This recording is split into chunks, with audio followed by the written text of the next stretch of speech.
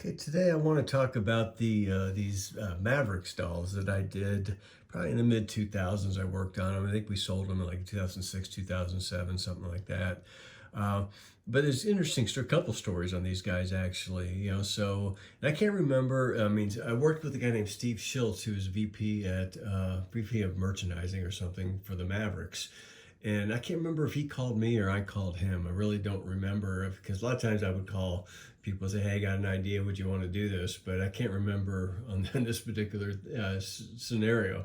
But we talked about doing a Dirk doll. And, so we kind of worked out the details. I said, well, we really need a song. And they wanted to play Rock Me Amadeus, which I wasn't even really that familiar with. But I said, it's probably not enough. We need to have some Dirk sayings. So they actually went in and recorded, give me like 5 or 6 sayings, 10 say whatever that I can choose from that I can put over the music. So they did that. And so then we made the music, we recorded the music, and then we laid over Dirk's sayings over it. So you can see the Dirk doll. This is Dirk Prime here. I mean, so this is probably started working on this either right before or right after they went to the NBA Finals against Miami in 2005. So there's Dirk, and here's the different sayings that he says. Let's go Mavs. Hey, it's Dirk. Mavs fans rock the house and make some noise. Hey, it's Dirk. Sing with me. Hey, Mavs fans, it's Dirk. I mean, it's not the greatest things we've ever done, but so on this item, but the problem was, okay, there's a mold cost involved, and so I gave them, usually I would tell people like 10,000 pieces, but I knew that wasn't going to happen, so I told them, I need 5,000 pieces from you to make this happen, and they wanted to do it. They were going to put it in their team stores. This is really before the internet. Well, the e-commerce and the internet really took off. So it's basically just on their team stores in the arena, and probably if they had Mad stores in the airport, whatever they have, I don't know. So, we so we did it. And then I asked him, and then I brought up, hey, I can do a Mark Cuban doll. And, they said, why don't you ask Cuban if he wants to do it? And of course he wants to do it. Everyone wants to doll of himself if they can, he can afford 5,000 pieces, the same MOQ. And so, but, they said, what would it say? And I came up with the idea because, this is another part of the story. Like back in 2002 or 2003, I have a good friend. His name's Brian Spurlock. He's a professional sports photographer. He knew the Mavs sports information director, or whatever that title position is called. And he came down and shot like 15, 20 games at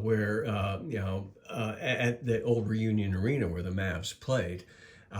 So he needed someone. He stayed with me. He was a high school friend or grade school friend, and he stayed with me. And then I would go with him, and I would go like up on the catwalk and turn on the lights before the game and off afterwards. And I would also sit on the court right underneath the basket.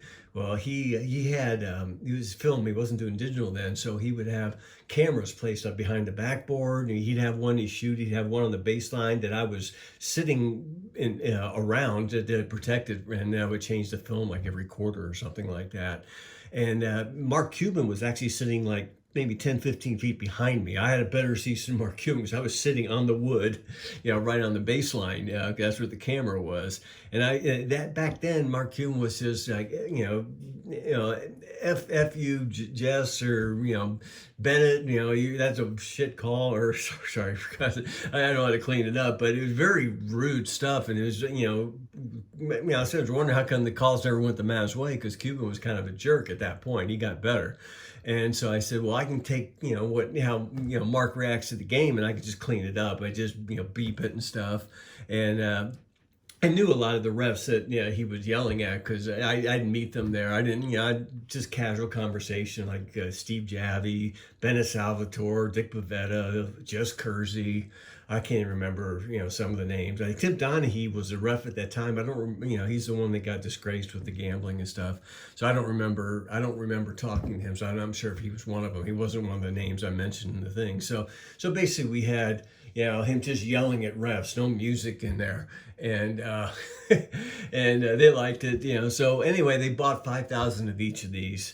Fast forward a couple years, I don't know, they didn't sell.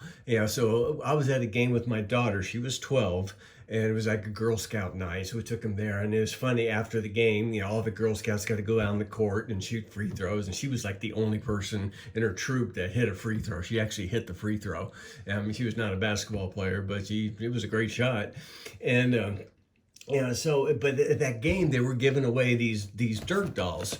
I guess they didn't sell, you know, so it was just like a giveaway. Instead of a bobblehead, they gave away these, you know, Dirk dolls that were probably sold for 15, 20 bucks, because they, you know, after a couple of years, they realized they weren't going to get through them. So I actually got a Dirk doll from the Mavericks that I made while I was at a game with my daughter for the Girl Scouts. So I thought that was pretty cool. Maybe someday I'll post, you know, I have a video of her hitting that free throw with, you know, some of her troop going before her. So that's kind of the story of these guys. The Mavs, you know, worked with the Mavs. They bought 5,000 of each. They didn't sell. Got one back. You know, a couple years later. I don't know whatever happened to the Cuban doll. So that's kind of the story of these guys. Always liked them. I love the Mavs. So long.